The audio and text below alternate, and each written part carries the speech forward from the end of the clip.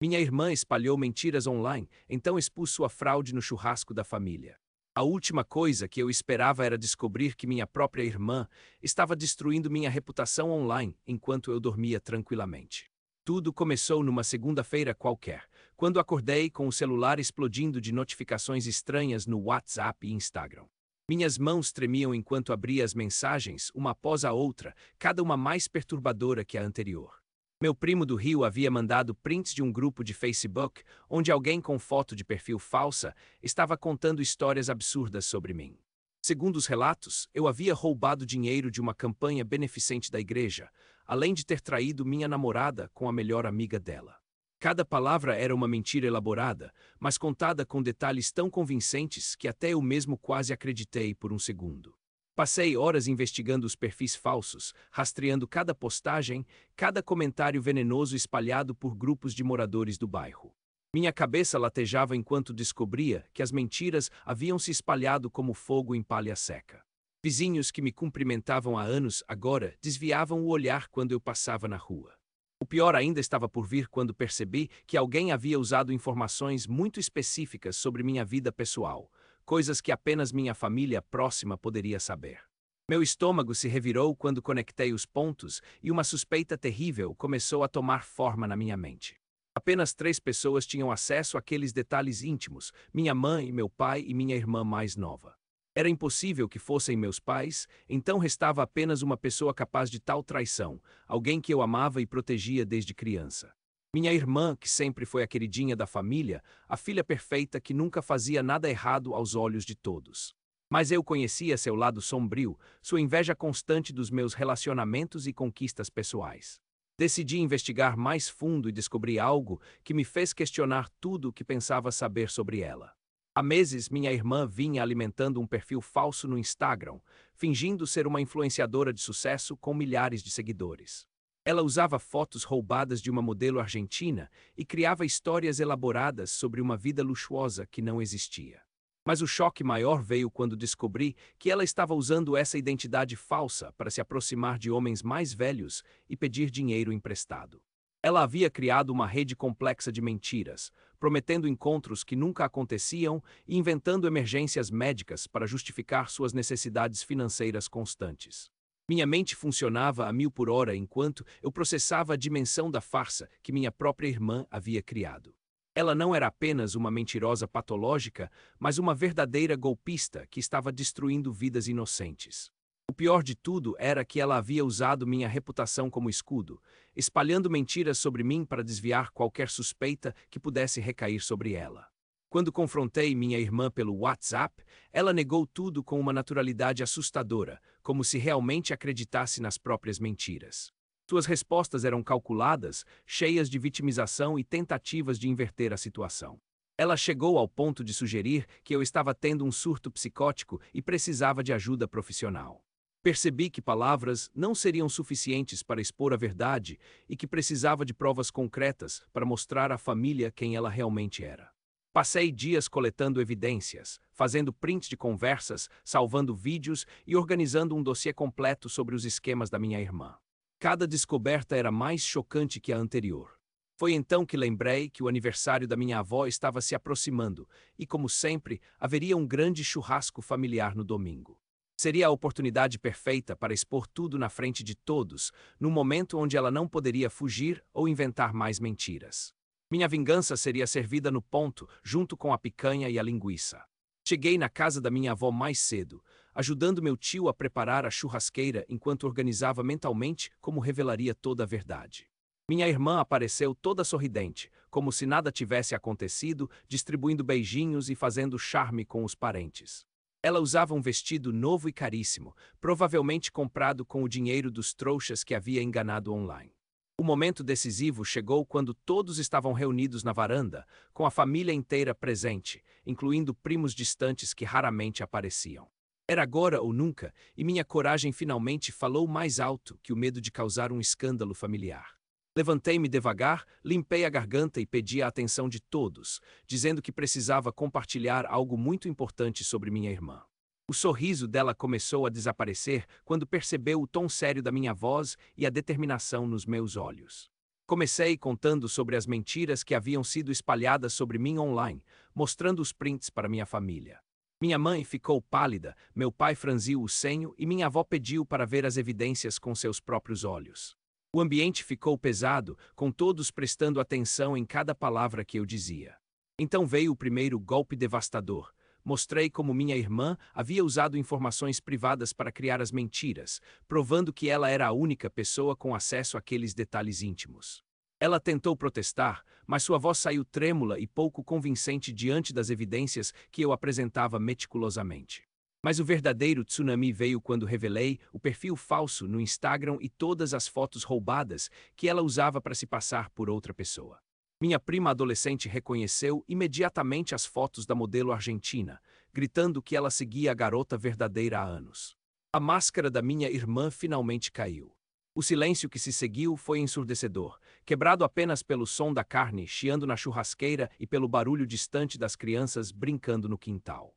Minha irmã estava encurralada, com todas as mentiras expostas diante dos olhos de quem mais importava para ela. Mas eu ainda tinha um as na manga que deixaria todos completamente chocados.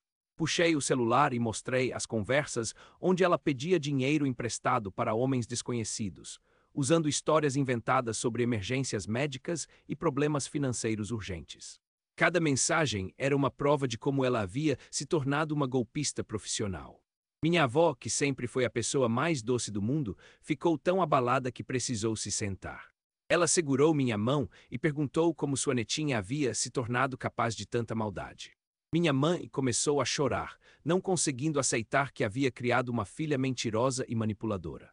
O golpe final veio quando mostrei que ela havia usado o dinheiro roubado para comprar roupas caras e bancar um estilo de vida que não podia pagar. A ironia era que ela estava usando um vestido comprado com dinheiro de suas vítimas para um churrasco onde seria desmascarada publicamente.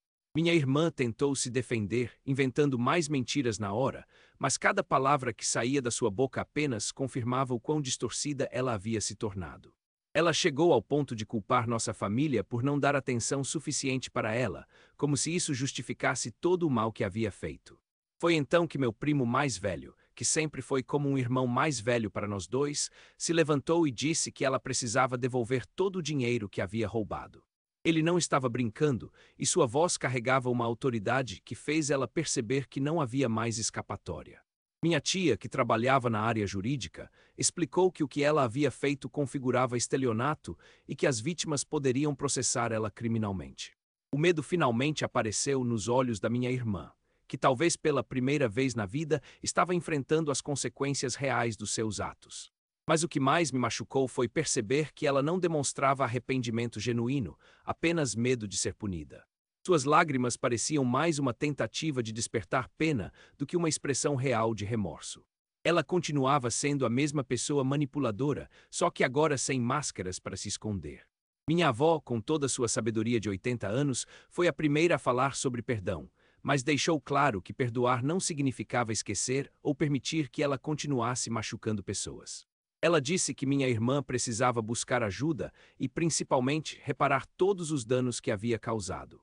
A família se dividiu entre aqueles que queriam cortar relações com ela imediatamente e outros que acreditavam na possibilidade de redenção.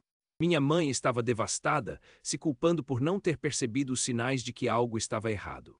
Meu pai, sempre mais pragmático, já estava pensando em como resolver a situação legalmente.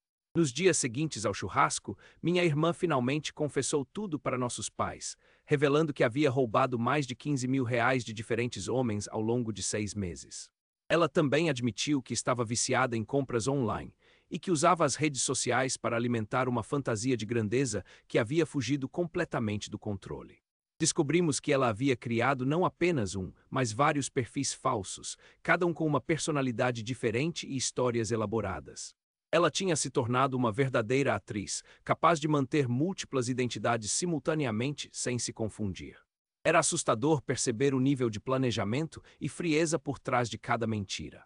Minha família decidiu que ela precisava devolver todo o dinheiro roubado, mesmo que isso significasse vender todas as roupas e acessórios que havia comprado.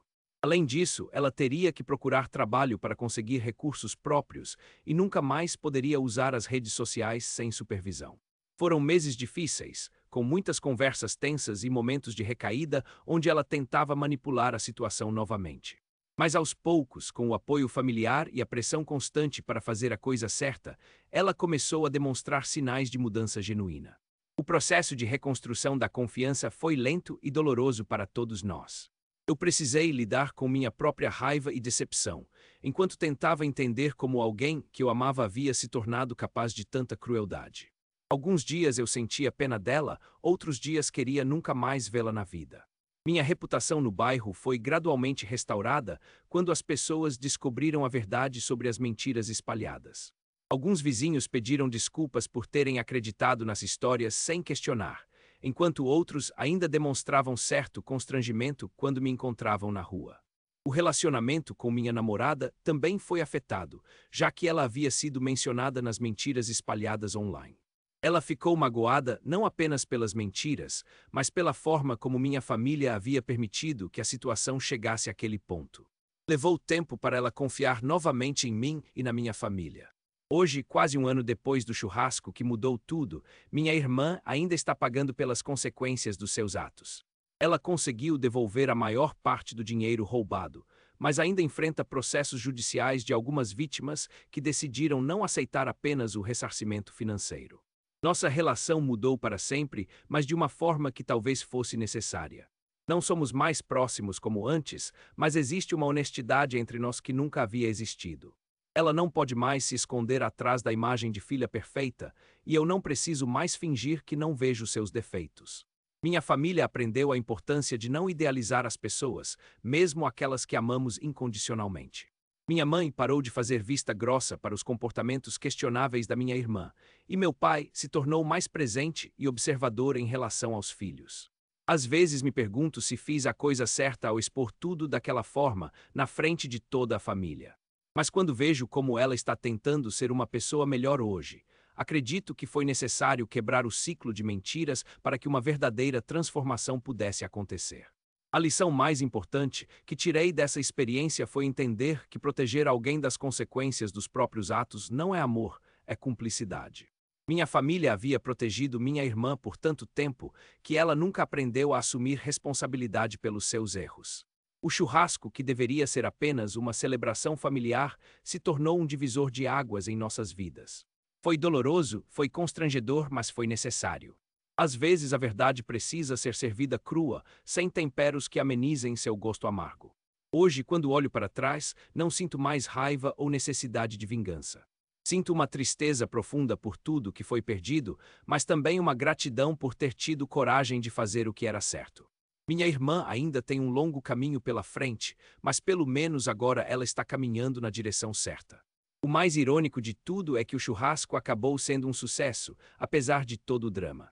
Minha avó ainda comenta que foi o aniversário mais marcante da vida dela, mesmo que pelos motivos errados. Ela diz que prefere a verdade dolorosa a uma mentira confortável. Minha irmã hoje trabalha numa loja de roupas, ganha seu próprio dinheiro e está lentamente reconstruindo sua identidade longe das redes sociais. Ela ainda luta contra a tentação de criar personas falsas, mas tem o apoio da família para se manter no caminho certo. Quanto a mim, aprendi que às vezes é preciso ser cruel para ser bondoso. Expor minha irmã naquele churrasco foi a coisa mais difícil que já fiz, mas talvez tenha sido também a mais importante. Porque no final não se trata de vingança, mas de responsabilidade e amor verdadeiro.